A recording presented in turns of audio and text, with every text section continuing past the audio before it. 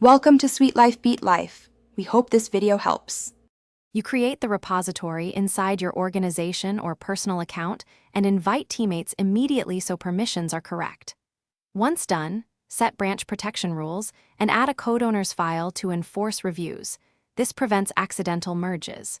Make an initial roadmap with issues and labels so work is visible. You should write a clear contributing MD explaining commit messages and pull request expectations because consistent standards save time and avoid merge conflicts later. You branch off main for each task and name branches consistently so teammates know purpose. When you push, open a pull request, link the related issue, and request specific reviewers. This clarifies responsibility. Once reviewers comment, address feedback in new commits rather than force pushing blindly. This preserves review history. Make sure continuous integration runs on the PR and that pipelines pass. If tests fail, iterate locally and push fixes until checks are green. You merge only after approvals and passing checks.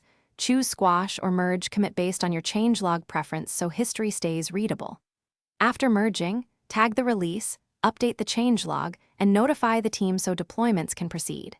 If something breaks, start troubleshooting by fetching the latest main, rebasing or merging your branch to resolve conflicts, and rerunning the CI locally to reproduce failures. If issues persist, open a rollback plan or hotfix branch and communicate. Thanks for watching. Consider subscribing if we helped you.